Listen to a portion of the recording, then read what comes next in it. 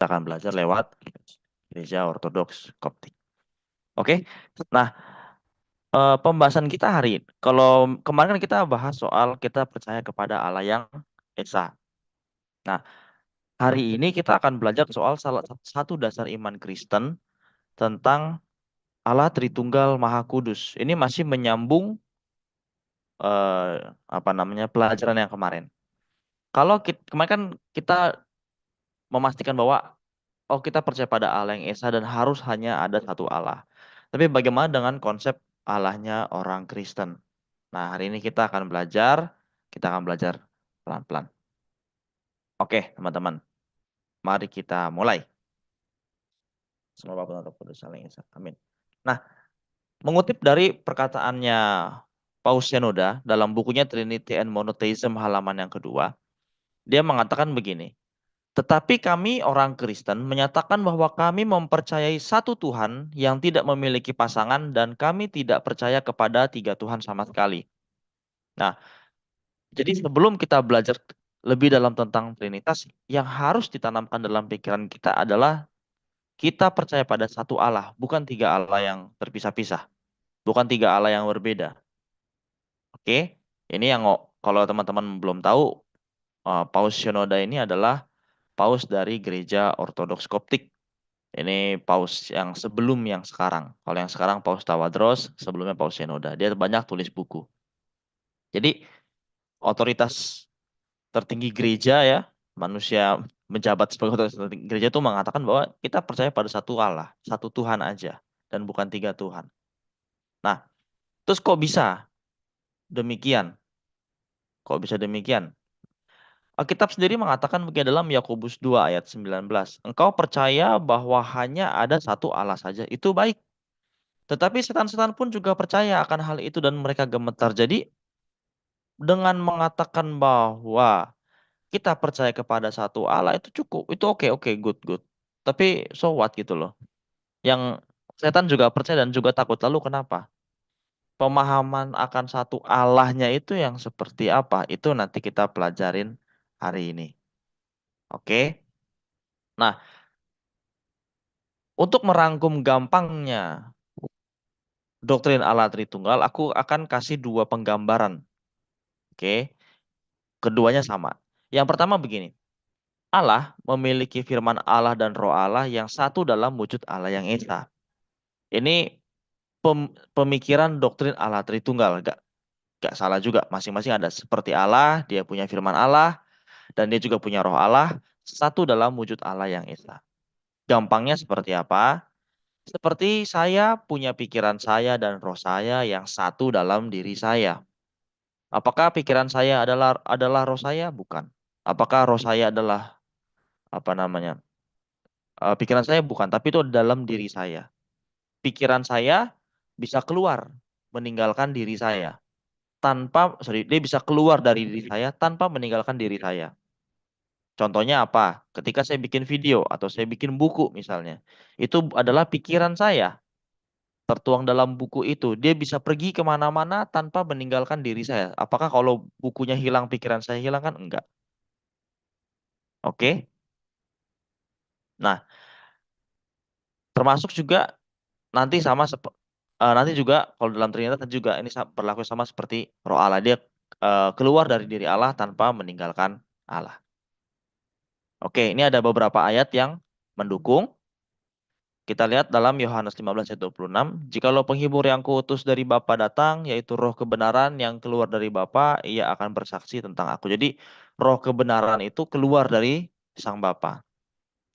Yesus juga mengatakan dalam Yohanes 8 ayat 42, kata Yesus kepada mereka, jikalau Allah adalah Bapamu, kamu akan mengasihi aku, sebab aku keluar dan datang dari Allah. Dan aku datang bukan atas kehendakku sendiri, melainkan dialah yang mengutus aku. Jadi firman dan roh Allah itu keluar dari Bapa tanpa meninggalkan Bapa. Contohnya seperti yang tadi. Oke? Oke. Nah, selain yang menggambarkan demikian, ada juga yang menggambarkan seperti ini. Bapa bukan Putra, Putra bukan Roh Kudus bukan Bapa, ketiganya adalah Allah itu sendiri. Ini juga betul, sama aja. Kalau tadi kita gambarkan saya apa namanya? Allah memiliki firman Allah dan roh Allah yang satu dalam wujud Allah yang esa, itu sama seperti saya memiliki pikiran saya dan roh saya satu dalam diri saya. Diagram ini juga bisa kita samakan karena sama sebetulnya penjabarannya. Ini kan seperti Bapa bukan Putra, Putra bukan Roh, Roh bukan Bapa, tapi ketiganya adalah Allah. Ini kan sama seperti pikiran saya bukan roh saya bukan tubuh saya bukan pikiran saya, tapi ketiganya adalah saya.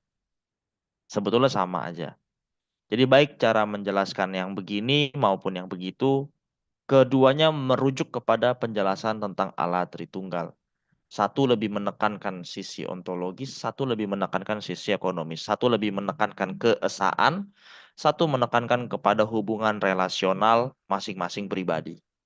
Jadi sama aja. Nah, kita bisa lihat ayat yang sangat eksplisit sekali tentang Allah Trinitas dalam Yohanes 14 ayat yang ke-16.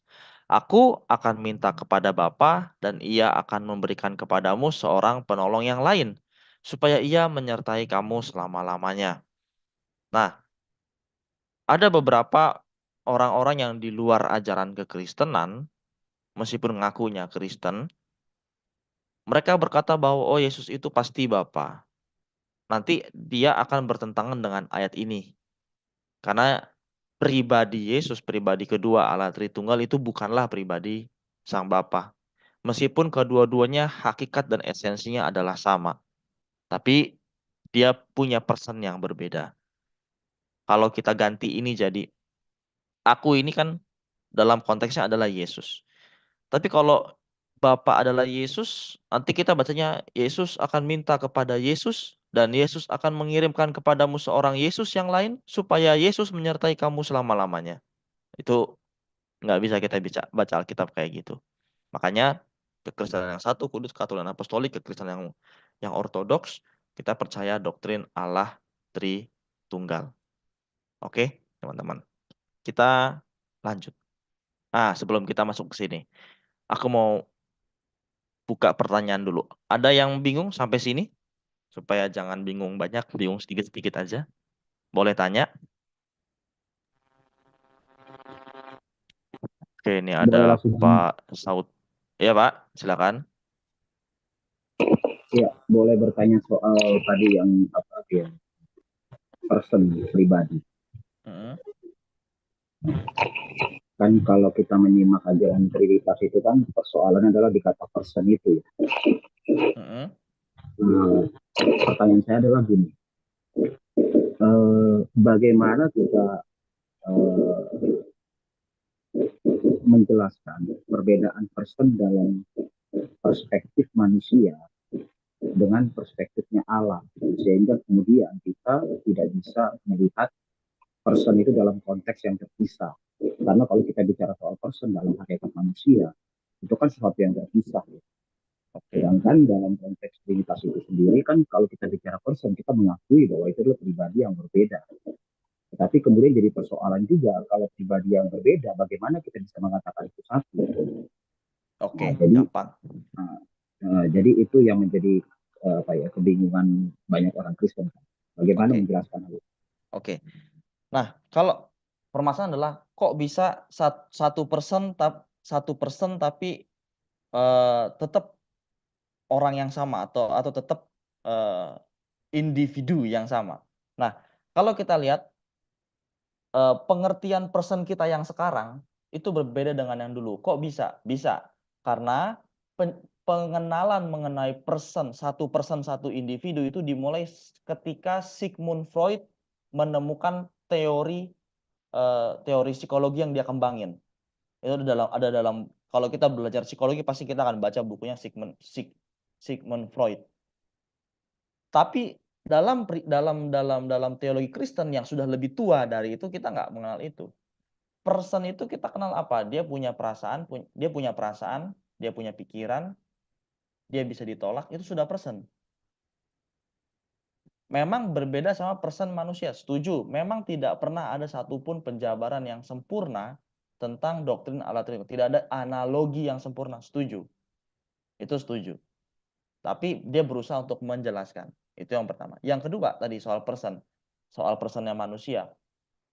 Teori yang kita punya sekarang soal 1% satu orang itu kan baru dikembangkan oleh Sigmund Freud. Sebelumnya kita nggak mengenal itu, Pak. Itu kalau nggak salah tahun 1900 berapa dia kembangnya, atau 180 saya lupa. Pokoknya itu dikembangkan sama Sigmund Freud. Saya udah baca, waktu saya kebenaran bantu teman saya kuliah psikologi, dia bikin tesis, saya bantuin, harus baca bukunya, jadi saya baca banyak bukunya. Oh, ternyata begini arahnya. Ternyata itu dikembangkan sama Sigmund Freud, dan itu baru.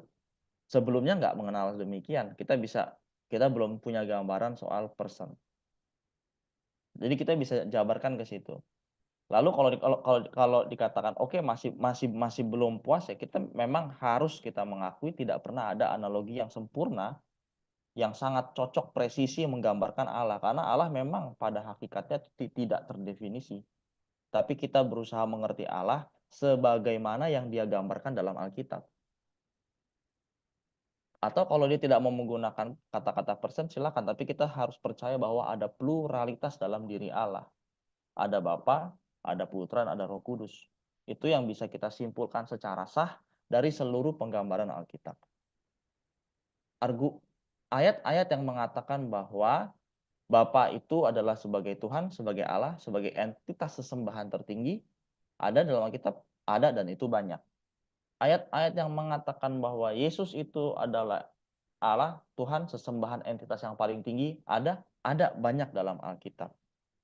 Ayat-ayat yang mengatakan bahwa Roh Kudus adalah Allah, Tuhan, entitas tertinggi, sesembahan, banyak di Alkitab, banyak juga di Alkitab. Jadi tapi Alkitab mempunyai premis Allah yang esa.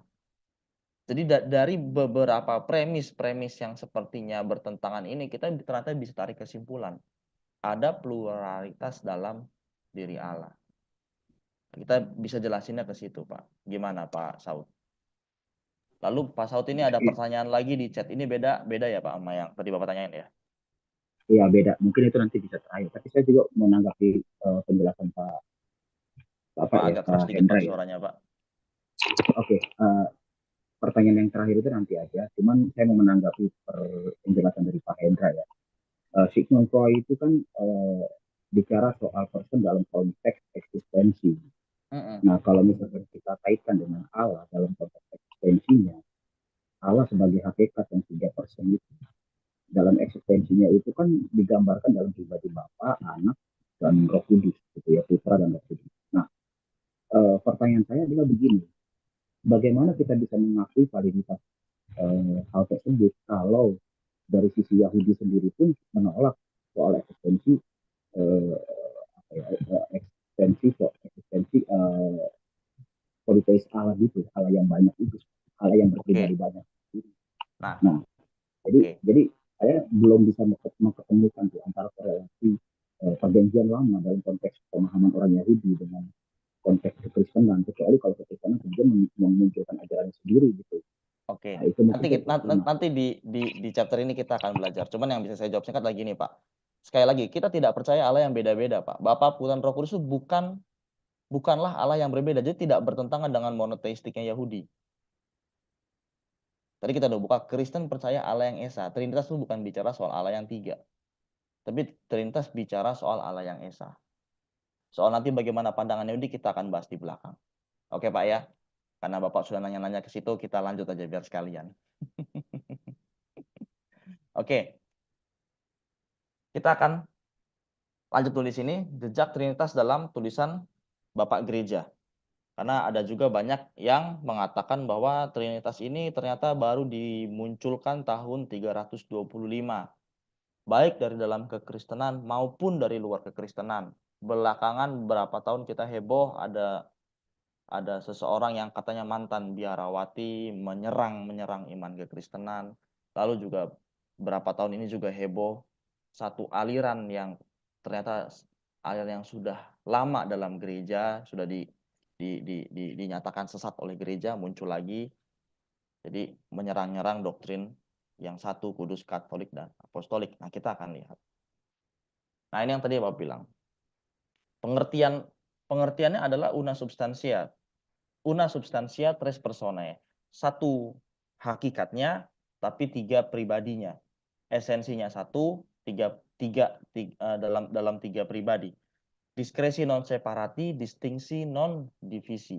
Diskresi non separati itu maksudnya adalah dia berbeda tapi tidak terpisahkan. Distingsi itu dia punya ciri khusus masing-masing. Dia punya ciri masing-masing. Tapi dia tidak berdiri sendiri. Jadi satu hakikatnya tiga personanya atau tiga pribadinya, diskresi non separatif tidak memiliki berbeda tapi tidak terpisah, memiliki ciri khas tapi tidak berdiri masing-masing.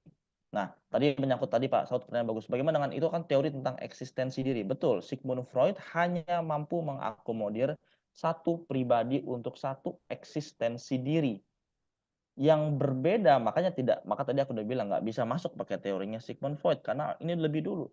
Yang dulu orang percayai bahwa satu Allah, satu eksistensi, keberadaan, tapi dia bisa punya tiga pribadi. Mengapa demikian? Karena teks-teks dalam Alkitab memaksa kita untuk percaya itu. Aku lupa ada seorang peneliti teks, kritik teks yang dia bilang, saya dipaksa untuk percaya doktrin Allah Tritunggal sama Alkitab. Dia bilang, saya dipaksa sama Alkitab untuk percaya doktrin Allah Tritunggal karena mau nggak mau kita punya itu.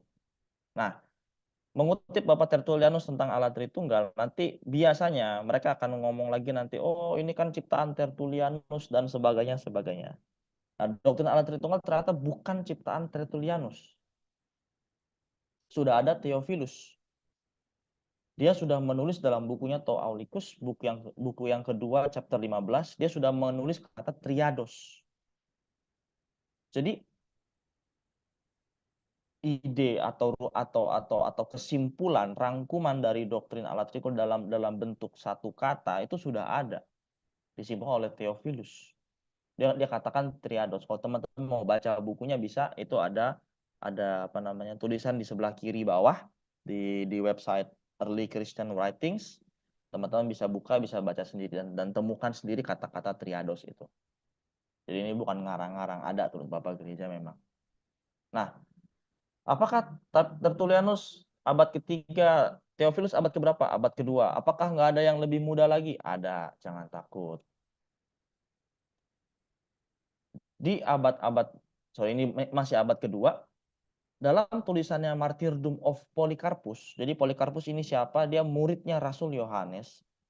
Muridnya Rasul Yohanes tuh ketika dia mau dibunuh, dia memberikan sebuah pernyataan dan itu dicatat sama para muridnya. Dia mengatakan begini, waktu dia mau dibakar,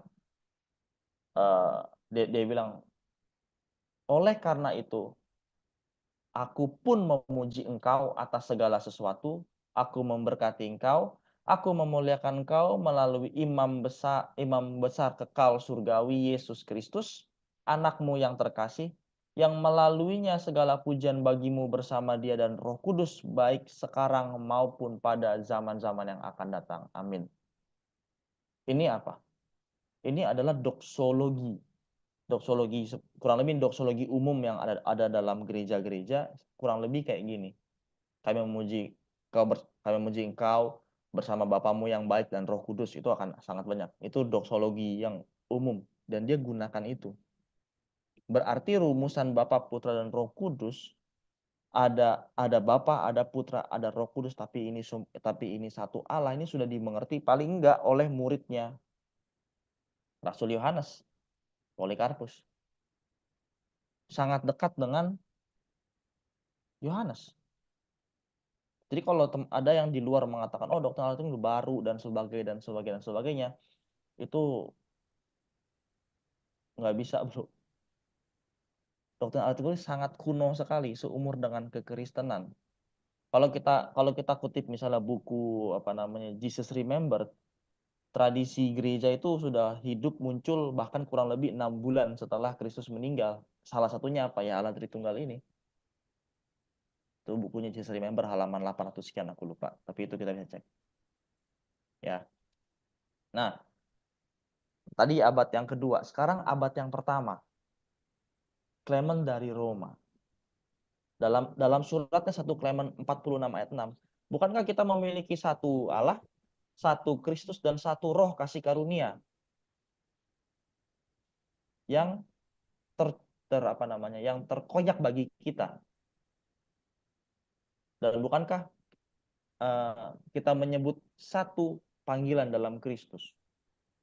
Atau juga dalam 1 Kleman 58 ayat yang kedua, ketika dia lagi menasihati, dia katakan, terima nasihat kami dan kamu akan tidak punya penyesalan, karena Allah itu hidup, Tuhan Yesus Kristus hidup, dan Roh Kudus. Jadi murid-murid yang langsung para rasul atau bapak apostolik, mereka sudah, dalam otak mereka sudah ada gambaran mengenai Bapa, Putra, dan Roh Kudus, tapi mereka tetap percaya bahwa itu Allah yang esa. Kalau kita telusuri sampai ke garis para rasul, kita akan melihat bahwa oh ternyata kekristenan mula-mula itu ternyata sudah punya gambaran akan doktrin Allah Tritunggal, hanya memang belum dirumuskan pada masa ini. Nanti dirumuskannya memang belakangan. Tapi lontaran-lontaran akan doktrin ini, pemahaman dan iman akan doktrin ini sudah ada. Karena sekali lagi ingat, gereja tidak didasarkan hanya pada Alkitab tok. Tapi sebelum Alkitab sudah ada kerigma gereja mula-mula, itu kalau dalam bahasa penelitian ya, atau bahasa gampangnya ada tradisi gereja sudah diwariskan ke kita. Ini salah satunya doktrin Allah Tritunggal, dan itu ada banyak sekali lontaran dalam Alkitab dan dalam tradisi. Oke. Nah, kalau kita mau lebih jauh lagi, dalam liturgi Santo Yakobus ini digunakan di Gereja Ortodoks Timur, Gereja Katolik Roma masih menggunakan juga. Dalam doa sebelum komuni, dia katakan, lihatlah anak domba Allah yang menghapus dosa dunia, for the life of our Lord, God and Savior Jesus Christ, Tuhan dan penyelamat kita atau juru selamat Yesus Kristus.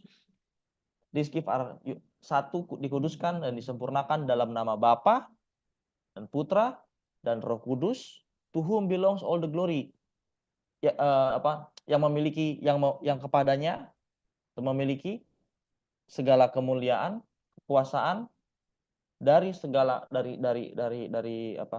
sepanjang segala masa. Amin.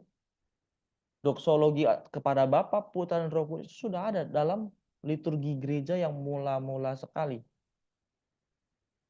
Santo Yakobus itu adalah muridnya Tuhan Yesus sekaligus saudaranya Tuhan Yesus.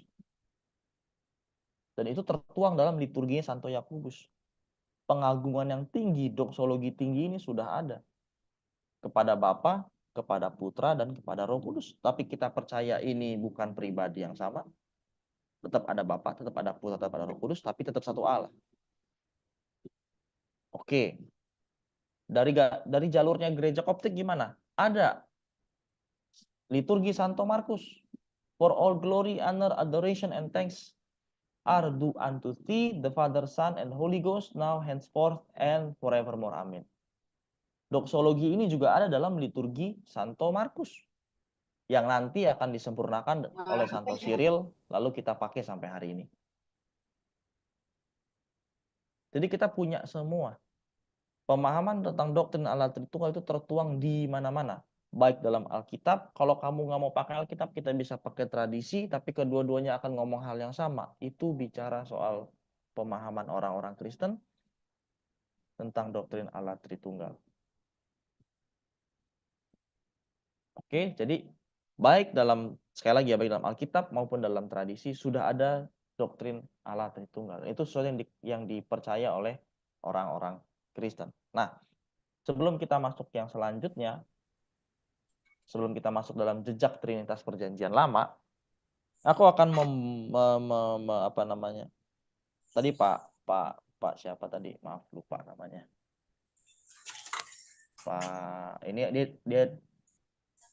Pak Saud dia tanya, Yahudi tapi nggak percaya. Sebenarnya Yahudi pun percaya, Pak. Bapak mau ngomong Yahudi yang Yahudi mana dulu? Doktrin Allah Tritunggal itu bukanlah beda-beda Allah, tapi satu Allah. Tapi Allah yang itulah Allah yang esa. Yahudi pun percaya Allah yang esa. Mengapa demikian, Pak? Karena kita kekristenan itu tidak lahir plek, brojol langsung muncul jebret. Ada enggak, tapi kita merupakan muncul dari keyahudian. Yesus orang Yahudi, murid-muridnya orang Yahudi. Ini merupakan penggenapan. Nah, dalam perjanjian lama kita lihat ini. Ini apa? Ini adalah Ulangan 6. Ayat yang keempat, sangat terkenal sekali. Shema Israel, Adonai Eloheinu, Adonai Echad. Dan biasanya sih ini dinyanyikan kalau dalam liturgi. Juga jadi panggilan. Misalnya dinyanyikan seperti Shema Israel, Adonai Eloheinu, Adonai Echad. Dinyanyikan atau seperti yang terkenal model model apa? Askenazi, misalnya Yahudi Askenazi. Shema Israel, Adonai Eloheinu, Adonai Echad. Dengar Israel, Yod Hevave Allahmu, Yod Hevave Esa. Nah, ini ada. Nah, kalau kita mengatakan bahwa, oh tapi orang Yahudi sendiri tidak menerima Allah Tritunggal, kata siapa? Tidak tidak bisa menerima doktrin yang seperti Allah Tritunggal. Kalau kita buka buku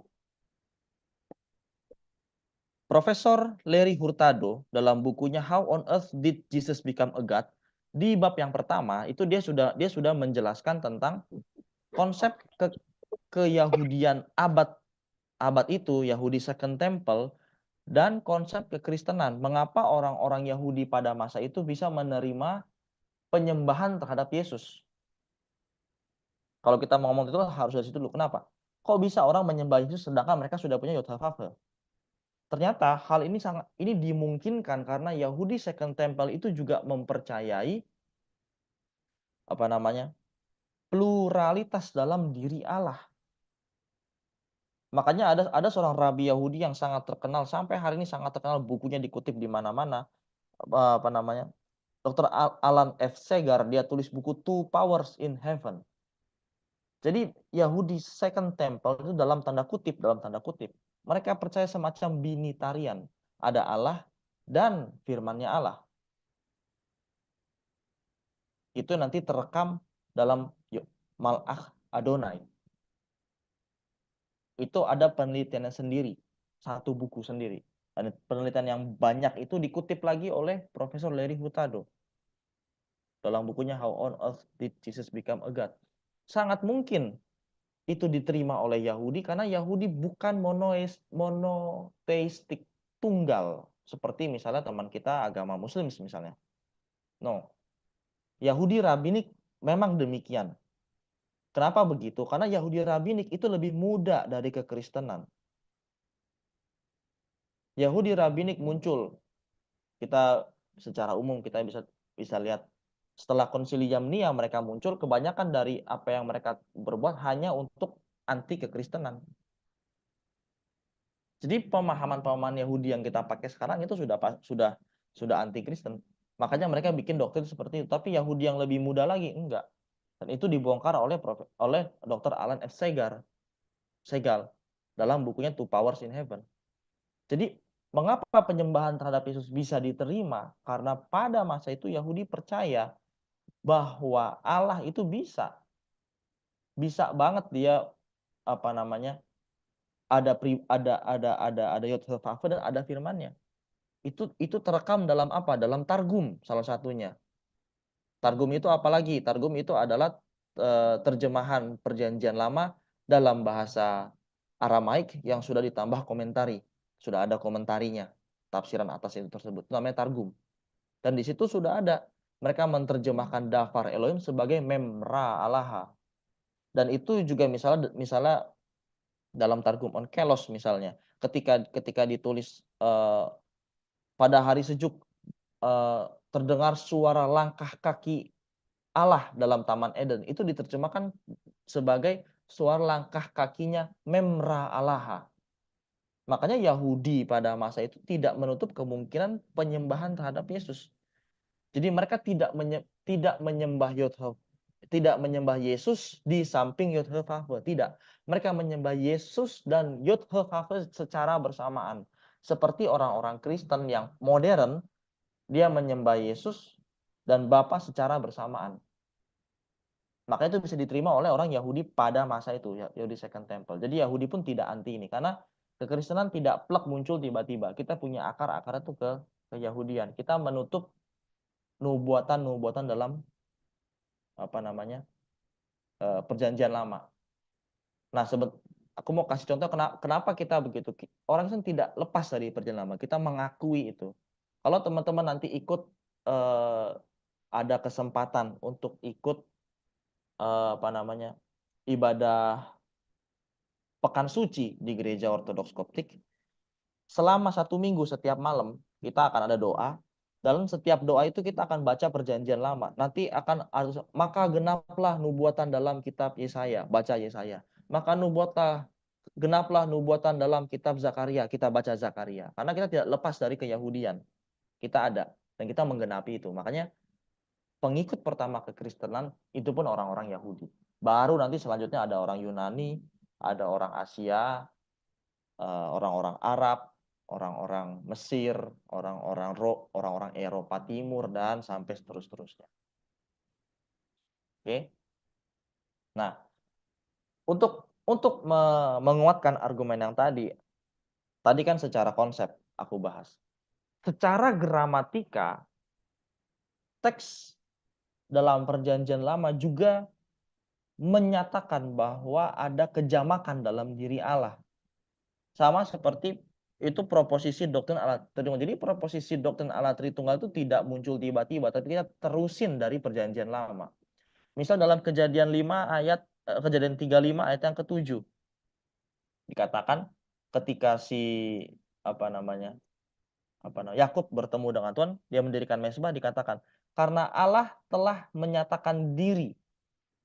Nah, kata Allah telah menyatakan diri di sini, kalau teman-teman lihat di sini menggunakan kata niklu dalam bahasa nih sebelah kiri ini lebih jelas. Niklu. Kata niklu itu dipakai untuk apa? Untuk third person, kata tunjuk orang ketiga, common, ini bisa dipakai, ini umum, dan ini secara plural. Jadi yang menyatakan dirinya adalah plural. Kalau kita lihat secara gramatika, Allah yang menyatakan diri di El Bet-El kepada Yakub, di situ Allah yang plural. Makanya dia pakai kata kerja plural. Jadi Alkitab pun tidak tiba-tiba Alkitab itu tidak tiba-tiba memunculkan doktrin Allah Tritunggal. Enggak, sudah ada, bahkan dalam kitab Kejadian sudah ada lontaran-lontarannya. Dan bukan cuma ini, misal dalam Pengkhotbah 12 ayat 1. Ingatlah akan penciptamu pada masa mudamu. Kata penciptamu di situ kalau kita lihat Boeka, dia maskulin plural. Jadi yang menciptakanmu ini, si penciptamu ini plural. Alkitab sekali lagi menggunakan kata-kata yang tidak tidak esa tunggal satu biji tok gitu, tapi tunggal yang memiliki kejamakan dalam dirinya.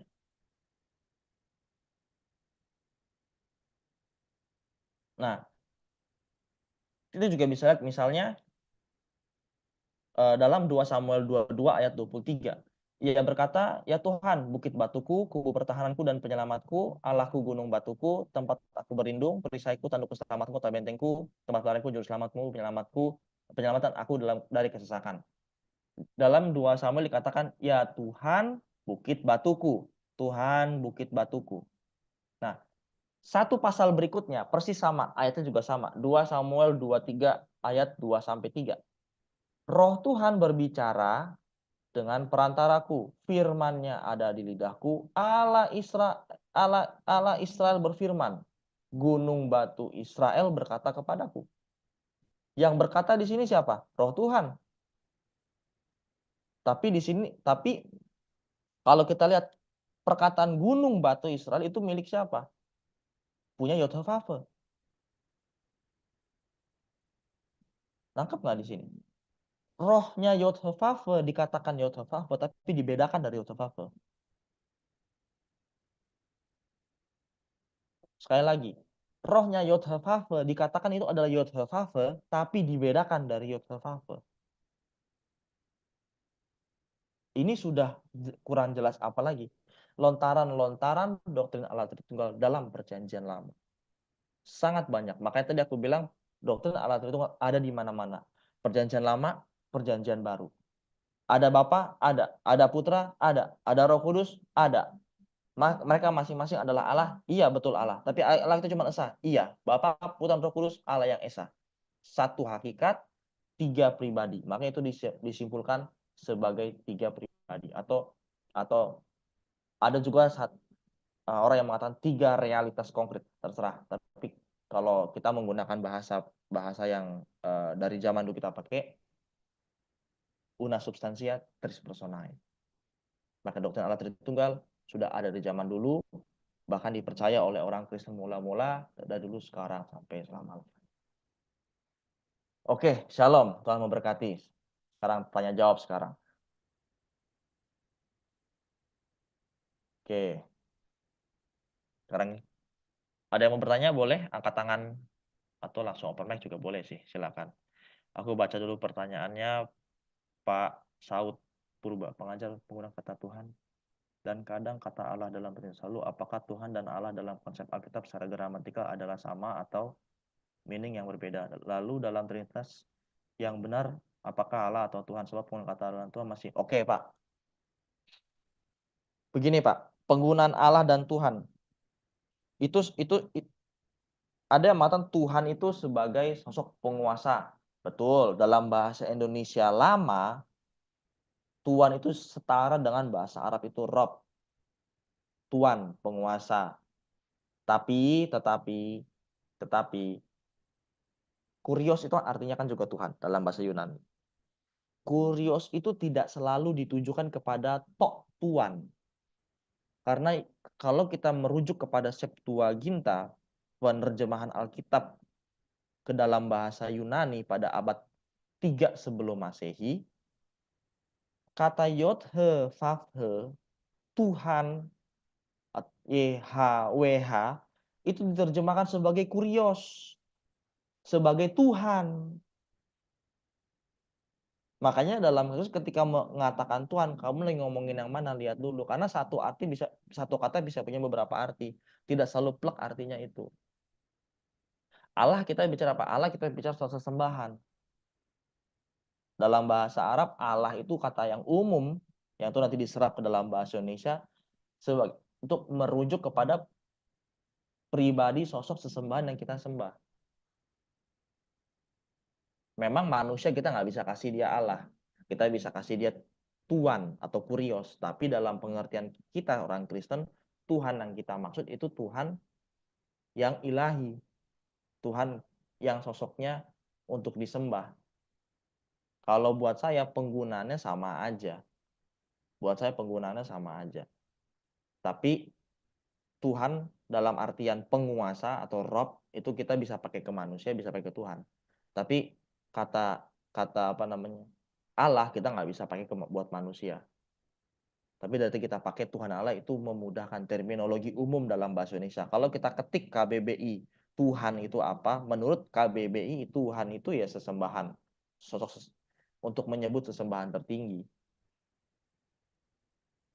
Tapi dalam bahasa Indonesia lama karena LAI menggunakan apa namanya term lama sejak bahasa Melayu masih eksis. Tuhan itu untuk Lord sebetulnya. Harusnya Lord sebetulnya. Dalam bahasa Inggris Lord. Gitu. Oke. Ada yang lain yang mau bertanya silakan tentang Allah Tritunggal. Tadi ada yang angkat tangan. Bro Juni silakan. Mas Tuan mute. Iya, ini tentang una substantia tri personae. disersi separati distinsi non Oh, divisi ya. izin minum. Ini disersi separati distinsi non divisi ini apa ya? Tidak terpisah tapi divisi yang berbeda. Betul tidak? Enggak, non divisi. Distingsi non divisi. Distingsi itu dia punya ciri khas. Distingsi, pembeda. Dia Beda ya. memiliki pembeda, tapi non divisi. Dia tidak berdiri masing-masing. Divisi itu kan satu unit sendiri. Nah, kalau di kantor ada divisi A, divisi B, ada kepala divisi namanya. Dia punya unit sendiri, berdiri sendiri. Tapi di doktrin Allah Tritunggal tidak demikian. Dia tidak berdiri sendiri. Tapi dia satu esensinya. Makanya dia punya pembeda, ciri khas masing-masing, tapi dia tidak berdiri sendiri. Diskresi non separati dia berbeda-beda, dia diskresi, pembedaan, dia punya dia beda. Tapi dia tidak terpisahkan. Nah, bedanya dia punya habis itu dilanjut dia punya ciri khas masing-masing. Makanya kita dalam doktrin Allah Tritunggal, Bapak tuh punya ciri khas. Oh, dia sebagai sumber, dia sebagai apa namanya? Kefale, kepala. Makanya kalau kita bikin tanda salib, Bapak tuh kita taruh di atas kepala kita nih, di atas mata. Bapak, tidak ada yang pernah melihat Bapak. Itu kan ciri khususnya Bapak. Ciri khususnya Bapak. Ketika kita ngomong soal Sang Putra, dia punya ciri khusus yang disalib karena kita.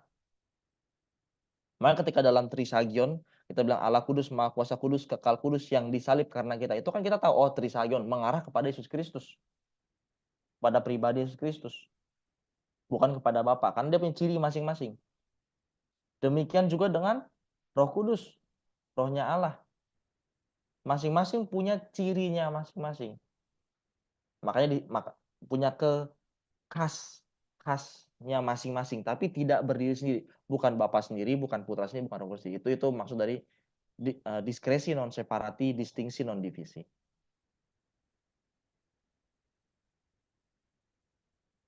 Oke, apalagi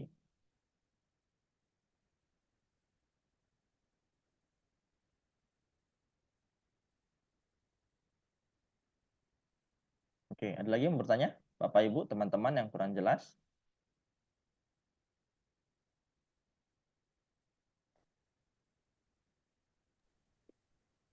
Saya boleh lagi? Boleh, Pak. Banyak juga boleh. Ya, Daerah tadi saya. Oh, oke, lanjut, Pak. ya, eh, yang tadi saya coba menyimak penjelasan Pak Hendra Pak, Budi ya. suaranya agak kecil, Pak. Oleh kedengaran sekarang? Ya, Halo, lumayan lebih halo. lebih besar. Oke. Oke, tadi menyimak bagaimana kutipan dalam PL yang coba disampaikan oleh Pak Hendra Budi. Tentu itu buat saya pribadi, saya melihat itu tidak terlepas dalam perspektif eh, orang Kristen. Bagaimanapun interpretasi tersebut adalah keberpihakan kepada teologi Kristen. Ya, baik kita menyebutnya mau ortodok whatever lah, tapi tetap itu pendekatannya dengan pendekatan Kristen. Tetapi kalau kita melihat pendekatan dalam konteks Yahudi sendiri, ketika mereka melihat teks-teks yang disampaikan tadi, ya mereka menyampaikan dalam konteks Allah itu ya Bapa. Sedangkan firman itu adalah sesuatu yang menjadi sesuatu yang menjadi apa ya? eh, Penghubung antara Allah yang transenden kepada yang imanen gitu kan. Nah, dan itu disampaikan oleh Allah sendiri melalui nabi, dan sehingga pada akhirnya ketika bicara soal firman, tentu interpretasi berbeda dengan perspektif orang Kristen gitu. Walaupun kemudian pada akhirnya dirumuskan bahwa Yesus menjadi perantara apalah segala macam. Lalu konteksnya Roh Kudus juga, ketika tadi kita mengatakan bahwa Roh Kudus atau segala macam, itu tidak pernah dikatakan sebagai satu pribadi, tetapi itu lebih kepada, buat saya melihat Roh Kudus itu dalam konteks perspektif orang Yahudi itu menjadi satu gambaran tentang ya Bapak sendiri gitu, bagaimana Bapak yang kemudian terimplikasi dalam konteks apa yang terlihat di dalam konteks relasi dengan manusia itu digambarkan sebagai sosok pribadi yaitu Roh Kudus. Nah, yang kemudian pada akhirnya itu menjadi persoalan yang dalam doktrin Trinitas itu digambarkan sebagai pribadi yang terpisah dengan Bapa gitu. Terpisah dalam arti ya dia pribadi yang berbeda dengan Bapa gitu. Nah, jadi saya tidak menemukan tuh kalau dikatakan bahwa Yahudi sebagai gambar apa ya, sebagai istilahnya nenek moyang dari kekristenan, saya tidak menemukan, kecuali kalau orang Kristen hanya menggunakan teks-teks eh, kitabnya orang Yahudi untuk kemudian diakomodir untuk memahami Trinitas gitu. Karena kan persoalan dari Trinitas ini kan persoalan di pribadi Yesus kan, kalau saya lihat kan.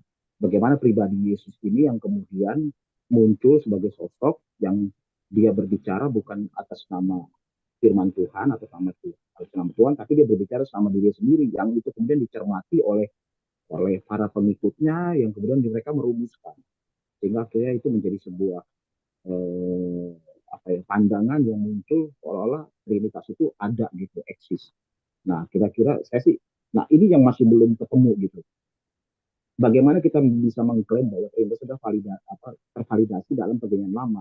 Kalau pendekatan yang kita lakukan dalam pendekatan Kristen juga atau kacamata Kristen, sedangkan dalam kacamata orang Yahudi, sejauh yang saya tanyakan beberapa teman-teman yang kayak di Manado itu ada beberapa komunitas Yahudi pun, mereka melihat bahwa itu mereka nggak ada itu Kristen yang mencaplok aja apa yang menjadi keyakinan mereka, tanpa kemudian eh, apa ya istilahnya itu, tanpa ya mencaplok seperti itu aja, karena kan orang Kristen mau memberikan, kalau saya melihat itu dalam konteks abad mula-mula itu orang Kristen pengen memberikan perbedaan, signifikansi perbedaan, diferensiasi lah, kalau produk itu ini produknya gue nih gitu, yang berbeda dengan Yahudi tetapi ada irisan dengan Yahudi. Ya ibaratnya ini kalau kampanye ya gue begini nih, gue nurusin ini dan presiden sebelumnya, tapi kemudian belum tentu sama kayak gitu kan. Nah, kayak ngeliatnya itu seperti itu, dan masuk akal juga, masuk masuk akal dalam perspektif, dalam itu baru iya juga ya. Iya masuk akal juga. Nah itu gimana menjelaskannya? Oke, Ini saya gampang Pak, masih gampang Pak, gampang. Pertama adalah gini, dalam dalam yang ada di otaknya Bapak adalah, oh Kristen ini membaca perjanjian baru ke dalam perjanjian lama. Itu juga ada perdebatan dalam dalam kekristenan panjang, itu juga ada. Oke. Lalu Bapak bilang, saya sudah tanya dengan Yahudi yang di Manado dan sebagainya. Oke. Pak, tapi tadi saya sudah jelasin Pak, Yahudi yang ada sekarang ini namanya Yahudi Rabinik. Yahudi Rabinik muncul itu lebih muda dari kekristenan. Oke. Bapak bilang, oh saya belum mencari. Saya sarankan Bapak baca bukunya Dr. Alan F. Segar. Itu dia Rabi Yahudi. Dan dia percaya dalam tanda kutip binitarian. Makanya dia tulis buku namanya Two Powers in Heaven. Itu bukan orang Kristen yang tulis. Rabi Yahudi. Lalu Bapak mengatakan, oh ini pembacaan Roh Kudus tidak dibaca demikian. Ya kita ayatnya sekarang bicara apa? Ayatnya depan Bapak nih ada. Bukit batuku itu untuk Tuhan, Yod-Heh-Vav-Heh. Tapi di sini dikatakan Roh Tuhan, tapi bawahnya dikatakan lagi Allah Israel. Mengapa harus menggunakan frasa yang ribet-ribet begini? Justru teks-teks yang seperti ini. Lalu saya juga berikan argumen gramatika. Penggunaan kata-kata plural untuk Allah yang singular. Baik secara teks maupun secara konsep, kekristenan secara sah mengatakan doktrin Allah Tritunggal dalam Alkitab. Dan itu sebetulnya bukan cuma orang Kristen aja. Jangan kita lupa bahwa orang-orang Kristen mula-mula adalah orang Yahudi juga. Itu yang jangan dilupain. Boleh kita belajar sama orang Yahudi sekarang, silakan. Tapi mereka kan Yahudi Rabinik. Dan bahkan apakah Yahudi Rabinik itu tok? Enggak juga. Sekarang ada namanya gerakan Yahudi Mesianik. Menerima prosopologis atau menerima susunan Bapa, Putra, dan Roh Kudus. Kejamakan dalam diri Allah dalam Bapa, Putra, dan Roh Kudus. Jadi Bapak nanya sama Yahudi yang mana dulu? Yahudi nggak satu tok. Ada Yahudi Mesianik yang modern, munculnya setelah apa namanya? Setelah perang 7 hari. Sebelum perang 7 hari sudah muncul, habis itu dia akan booming setelah perang 7 hari Israel mengakui Yesus sebagai Mesias, lalu dia apa namanya juga mengakui susunan Allah Allah Tritunggal tapi dia tidak mau disebut Kristen, maunya disebut Yahudi, silakan. Kekristenan yang satu, kudus, katolik, dan apostolik, kekristenan yang ortodoks juga percaya demikian, malah kita yang mula-mula. Dalam Alkitab Perjanjian Lama pun lontaran-lontarannya ada. Bapak kalau cuma membantah argumennya menggunakan, oh saya tanya sama Yahudi, oke, bantah ayatnya dong. Bantah susunan gramatikanya. Ini kan ditulis, yang nulis ini kan kaum Masorah dalam Perjanjian Lama, ini yang dalam ini kan ini teks-teks Masorah. Masoretic teks yang tulis juga orang Yahudi, bukan orang Kristen. Tapi dia tetap menggunakan prosopologis atau dia tetap menggunakan susunan-susunan doktrin Allah Tritunggal. Tetap menggunakan kejamakan dalam diri Allah.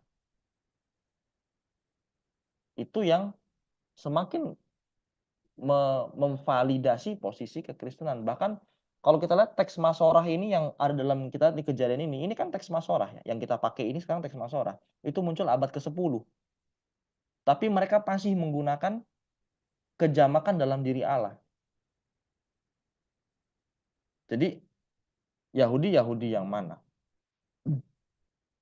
Lalu kalau mengatakan oke, Mesiasnya tidak mungkin Mesias ilahi. Lihat lagi naskah Laut Mati. Yahudi juga kaum Eseni. Dia percaya Mesiasnya Mesias ilahi. Makanya kekristenan bisa secara sah berdiri dengan membawa doktrin Allah Tritunggal yang memang tertulis dalam Alkitab di mana-mana. Dalam tradisi juga sangat strong. Begitu Pak Raut.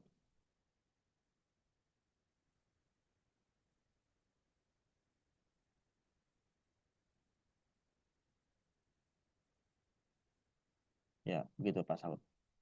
Oke, apakah ada lagi pertanyaan yang lain? Boleh, silakan. Two Powers in Heaven, Alan F. Segar. Benar ini kan ya Bang? Ya, betul. Two Powers in Heaven, Alan F. Segar. Itu bukunya, boleh baca. Itu orang Yahudi.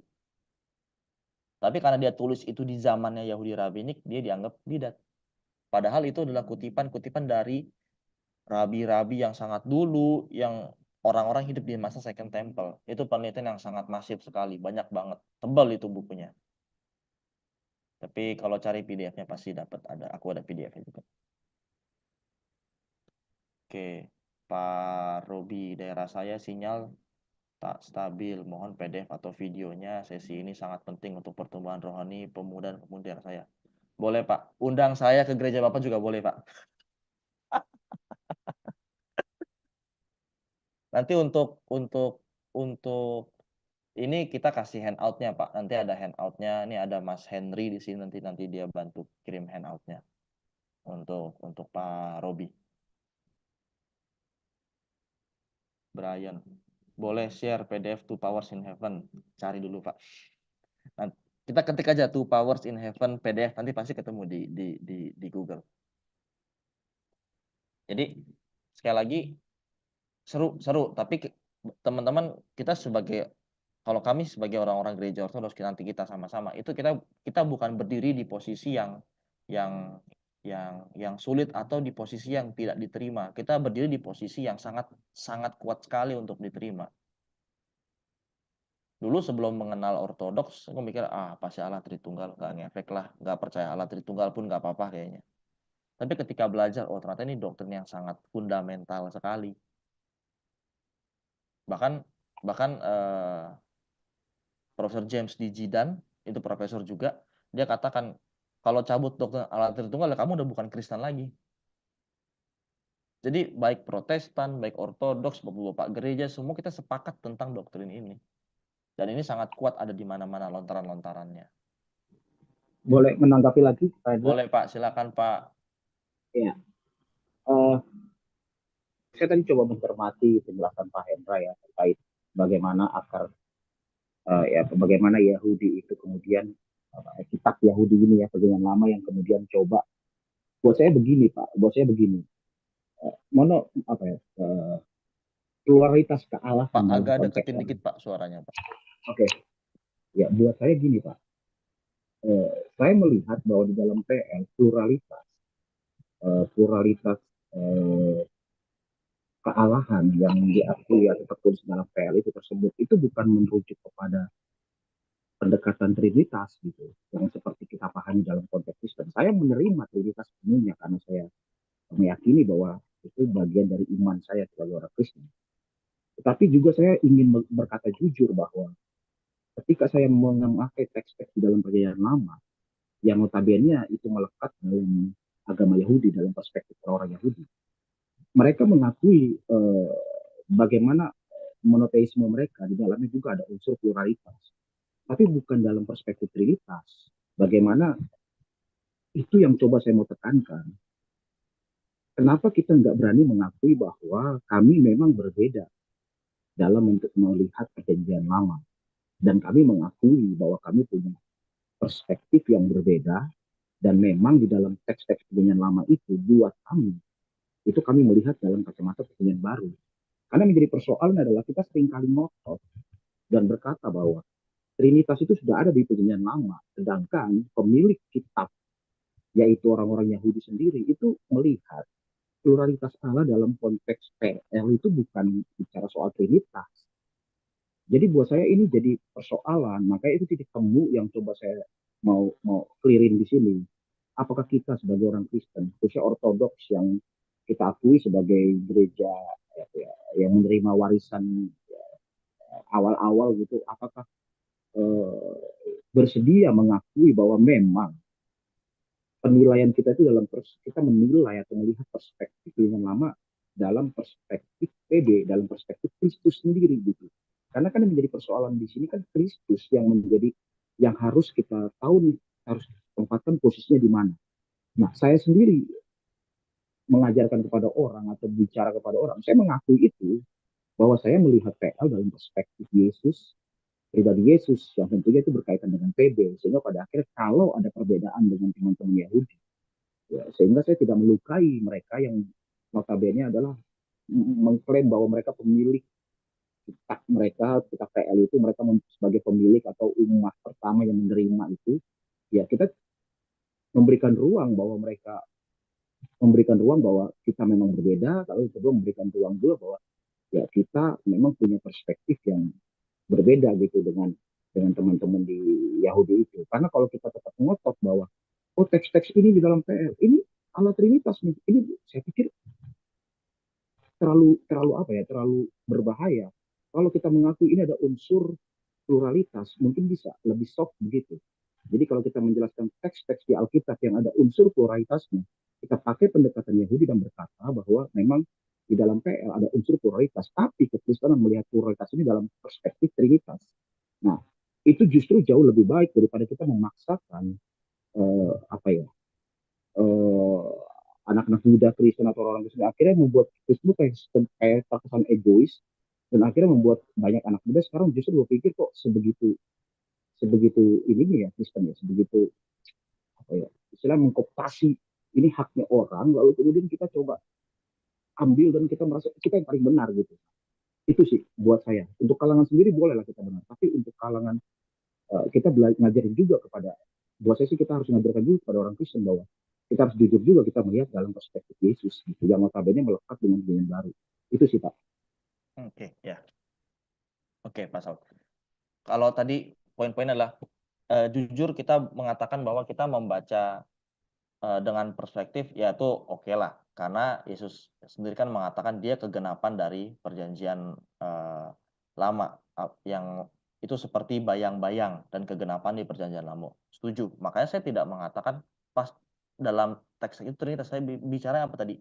Lontaran-lontaran. Karena memang dalam perjanjian lama bukan sesuatu yang plek ketiplek, tapi kita bisa melihat itu cikal bakal dari situ. Saya setuju dengan mengatakan bahwa nggak plek, iya, tapi apakah doktrin itu baru muncul dalam perjanjian baru? Enggak juga. Scholar Kristen yang berpandangan demikian ada, Pak. Aduh, aku lupa namanya. Tadi saya coba cari di internet, namanya lupa saya. Dia punya pandangan bahwa doktrin Allah Tritunggal itu baru muncul di perjanjian baru, bagi perjanjian lama nggak ada. Tapi setelah saya baca buku-buku yang melawan argumen itu, oh ternyata enggak juga. Posisinya lebih kuat justru dengan memang ada dalam perjanjian lama. Kalau saya karena saya suka kritik teks, saya suka pelajarin gramatika, lewat gramatika saya sudah melihat bahwa oh ini ada lontaran-lontaran yang demikian. Memang belum terang. Yesus sendiri mengatakan kan memang seperti bayangan, seperti bayang-bayang dan nanti dinyatakannya jelas. Bahkan Rasul Paulus dalam Korintus 13 dikatakan sekarang pengetahuan kita samar-samar, nanti kita bakal tahu lebih utuh. Jadi ketika bicara soal konsep kasih, harus. Tapi dengan mendinai doktrin Allah Tritunggal tidak pernah ada dalam Perjanjian Lama, implikasinya adalah orang Kristen bikin doktrin sendiri yang tidak pernah ada, tidak pernah diwahyukan. Jadi akar sejarahnya putus. Kalau bagaimana dengan diskusi dengan teman-teman, ya silakan, kamu mau dengan apa yang kamu percaya silakan. Tapi saya sebagai seorang Kristen itu lebih strong, lebih kuat posisinya. Apalagi dibandingkan dengan Yahudi Rabinik, lebih pede kita kemana-mana jauh. Yahudi yang sekarang kan Yahudi Rabinik. Teksnya lebih banyak kita, lebih kuat. Publikasi akademisnya juga lebih banyak. Jadi itu yang, apalagi soal doktrin Allah Tritunggal itu udah paling paling enak, kuat di ininya, posisinya. Oke. Ada lagi yang lain yang mau bertanya? Pak siapa lagi tadi? Pak Robi. Terima kasih saya berkontribusi. Ya, silakan Pak. Oh ya, tadi kenapa saya bilang kalau mau undang kita boleh. Ada mungkin beberapa teman yang pengen nih Abuna ke tempat teman-teman atau ke gereja teman-teman di Jakarta beberapa kali ada. Dulu kan kita belum punya Abuna lokal, tapi sudah setahun ini kita punya Abuna lokal. Kalau mau boleh kita bisa kunjungan. Karena ada juga gimana ya, bingung ya ngajak, bisa nggak? Bisa. Itu bisa kok. Kemarin kita udah sempat ke Nias, ke Medan, ke beberapa, nanti yang lain juga yang kalau butuh bantuan, butuh misalnya kita mau dapat perspektif nih, mau diskusi sama orang gereja Koptik, boleh bawa Abuna juga boleh. Oke. Ada pertanyaan lagi yang lain? Kalau nggak ada, kita tutup dalam doa. Apakah ada yang mau Apakah ada yang mau berdoa jadi volunteer? Kalau nggak ada, saya akan tunjuk. Oke, saya akan tunjuk kalau gitu. Nah, ini. Pak Cornelius Agus, Pak. Tolong berdoa, Pak, untuk kita, Pak. Tanya lagi dong. Oh iya, terakhir. Halo. Ya, ayo, Pak. Tanya apa dulu ya? Macam malam ini singkat sekali. Iya, Pak. Memang sekarang di pemuritan yang sekarang materinya kita padetin supaya nggak terlalu boring. Bagaimana ya? Coba buat pertanyaan. Oh ya, mengenai apakah ada kejamakan dalam pribadi Allah? Apakah kejamakan itu memang hanya bisa dimaknai secara personal, atau mungkin saja bisa dengan yang lain? Mungkin kalau dimaknai satu Allah itu bermanifestasi, mungkin lebih ke apa ya, oneness-nya mungkin. Tapi kira-kira seperti apa orang Yahudi itu memahami Kejadian 1 tuh sampai 3, ada Allah, firman, roh Allah itu kan, kalau kita trinitaskan memahami itu Allah, roh Allah, dan firman Allah. Tapi mungkin dari sisi Yahudi yang lain mungkin bisa menafsirkan lain, bahwa itu satu saja, satu person saja. Ini mungkin ya akan seperti kayak oneness juga ya. Tapi coba minta sudut pandang yang lain. Kemudian, atau itu saja dulu ya, saya ada 2 pertanyaan sebenarnya. Coba itu dulu, Bang. Oke. Kalau yang Yahudi, tanya ke Yahudi, Pak. Kita kan akarnya Yahudi juga toh. Iya, tapi silakan tanya ke Yahudi. Karena sekali lagi Yahudi sendiri terbagi dalam banyak sekali apa namanya golongan. Mau Yahudi yang mana dulu? Apakah Bapak nanya pemahaman Yahudi Mesianik? Yahudi Mesianik sama kita. Apakah Bapak nanya Yahudi Second Temple? Second Temple percaya ada sosok apa namanya dalam tanda kutip sosok kedua selain Allah yang setara dengan Allah.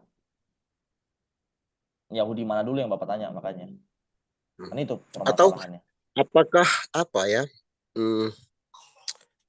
Entah itu Dafar Elohim atau Ruach HaKodes itu dipahami sebagai pribadi juga atau si Hasem itu sendiri. Kalau kita kan memahami Kita percaya bahkan doktrin Allah itu kita percaya baik Ruach HaKodes baik Dafar Elohim itu Hashem itu sendiri. Doktrin Allah Tritunggal kan bukan memisahkan antara firman dan roh Allah terhadap Allah. Mereka satu dalam wujud Allah yang esa.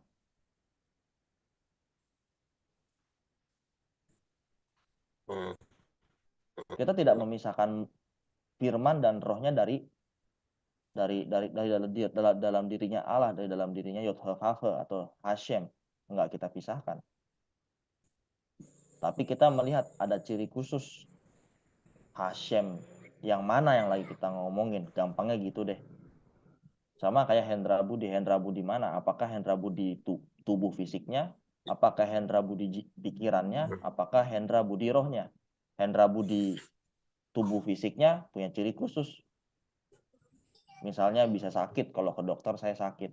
Kalau sakit pikirannya ya beda dokter, bukan dokter umum, dokter kejiwaan. Ya.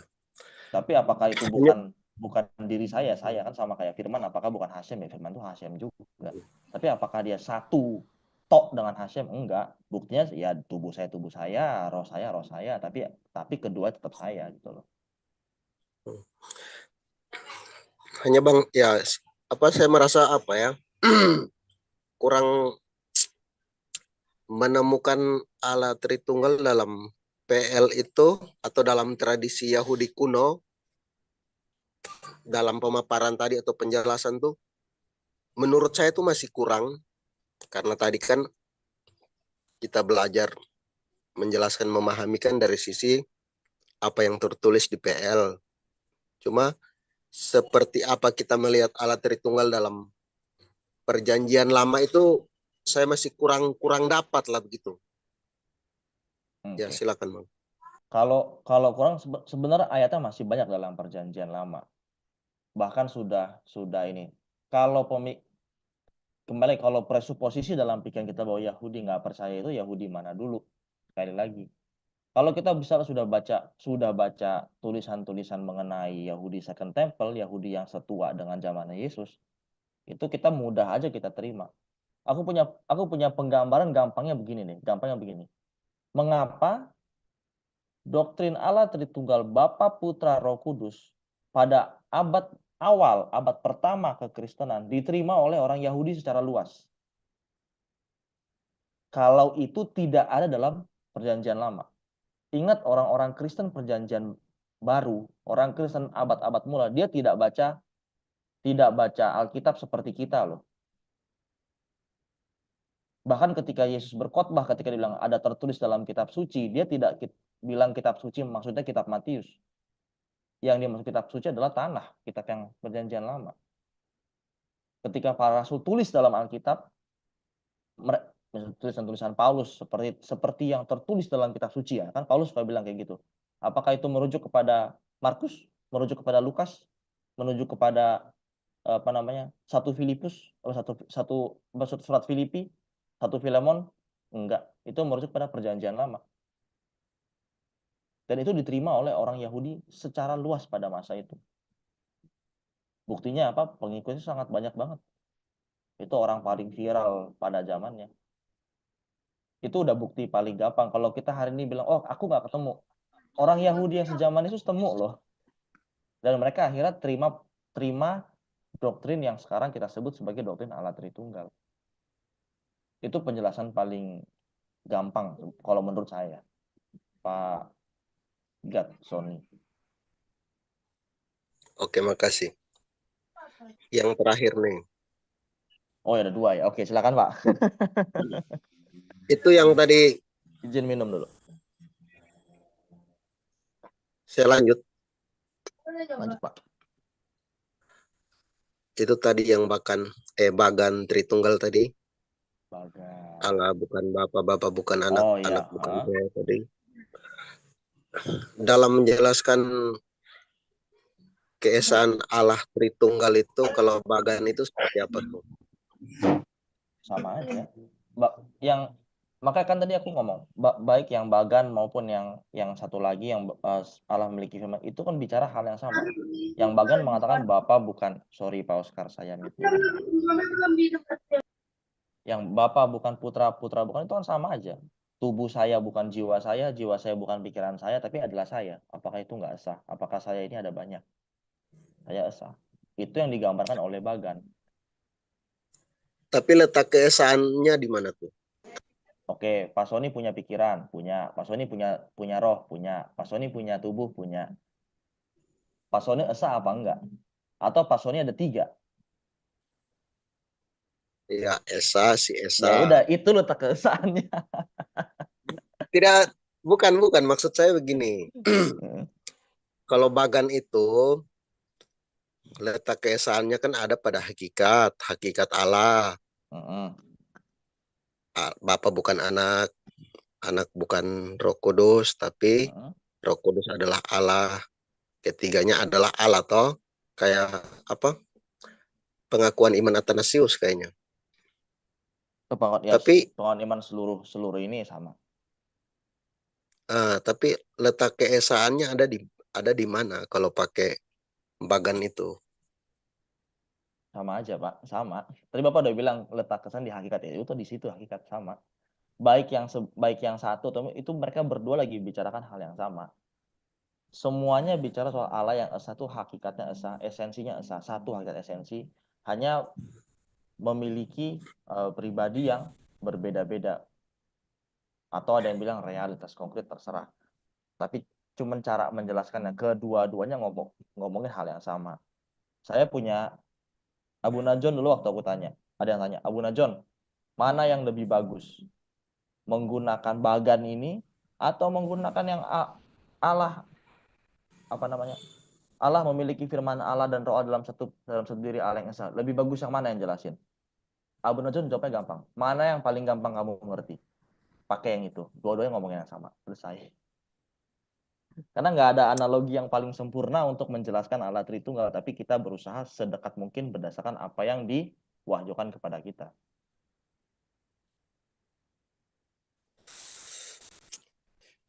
Masih agak keberatan sih. Keberatannya karena Oh, apakah bagan tadi mengatakan bahwa Allah itu tidak esa? iya, ya masih rancu. Rancunya di Rancunya begini. Kalau letak keesaan Allah dalam hakikat, oke. Berarti letak keesaan Allah ada pada hakikatnya. Sekarang coba letak keesaan Allah dalam wujudnya. Oke. Nah, berarti letak keesaan Allah dalam wujudnya ada di mana? Oke. Wujud itu sebetulnya wujud itu dalam bahasa Arab, Pak. Itu yang diserap dari kata Wujud usia. artinya ada. Bukan. Wujud dalam bahasa Arab bukan ada artinya. Hmm. Tapi keberadaan. Siap. Keberadaan. Bukan ada. Wujud Ya. dalam bahasa Indonesia iya. Tapi kalau kita itu bahasa serapan. Satu dalam wujud. Dan bahkan istilah wujud itu dipakai dalam pengakuan iman dalam bahasa Arab. Aku kemarin udah, dalam buku, halaman 144 kalau nggak salah. 140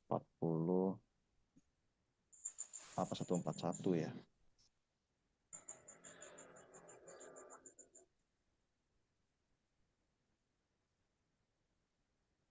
Karena pengakuan iman satu dalam wujudnya itu sama. Misalnya daripada ribet, buka ini aja deh. Sebentar. Ini adalah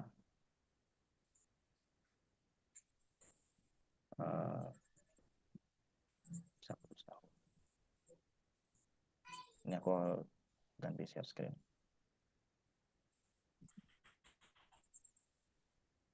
Iman.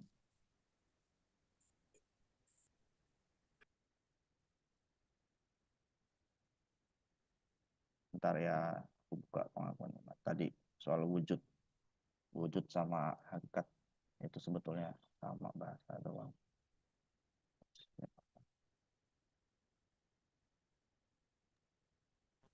Ya, sambil menunggu, bolehkah saya bertanya ke Pak Rodi? Ke Pak siapa? Ke Pak Sony mau ngapain tanya Pak?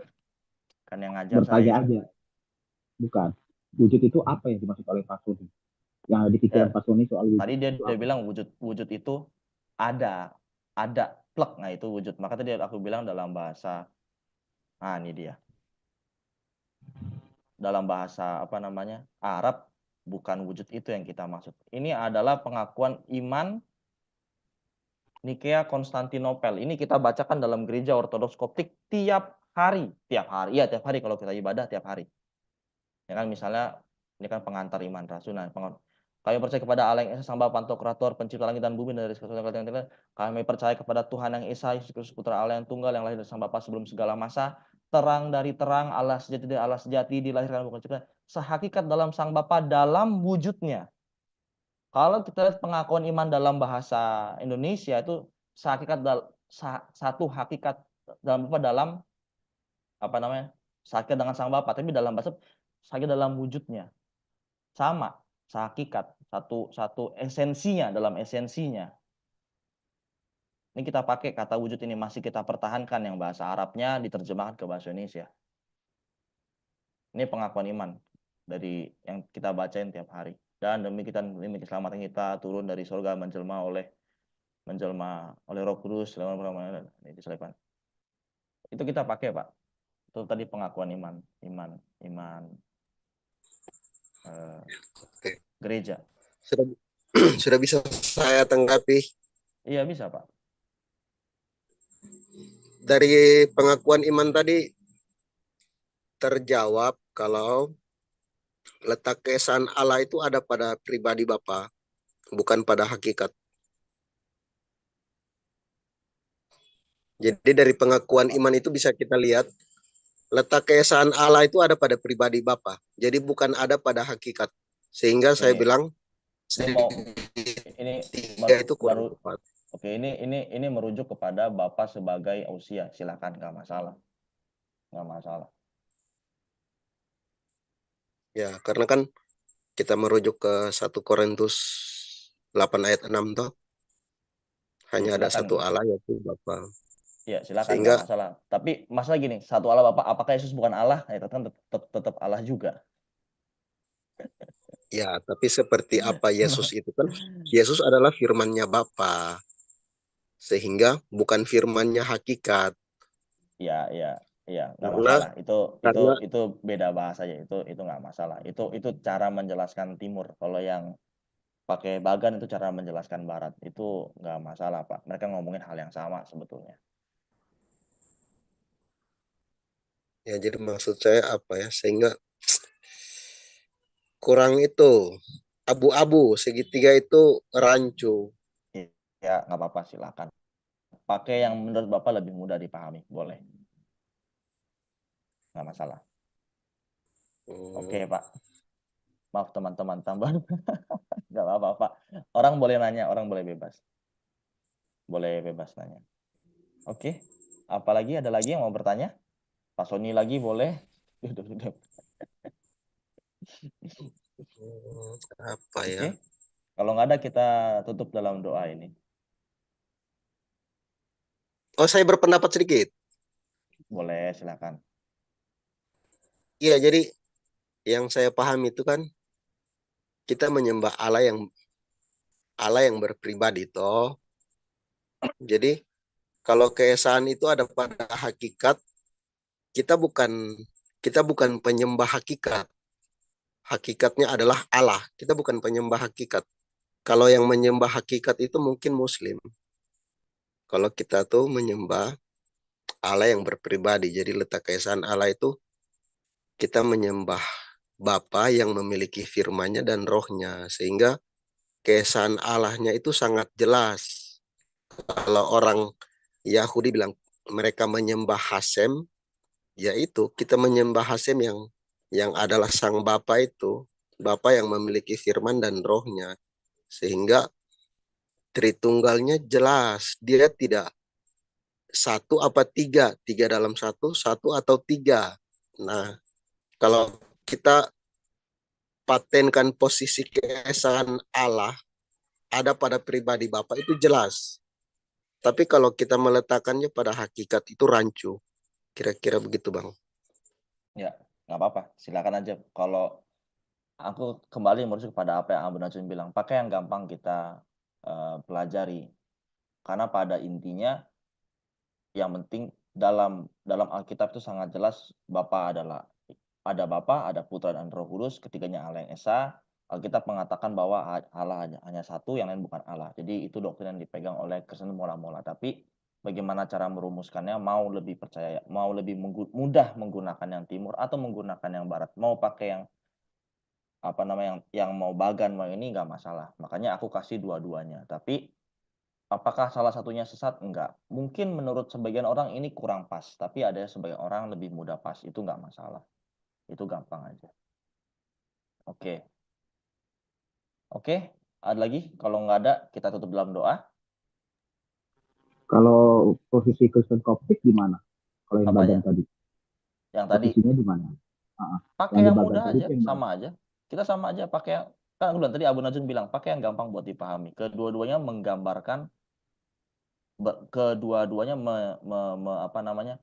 Berusaha menggambarkan Allah yang Tritunggal, tapi mana yang lebih mudah dipakai?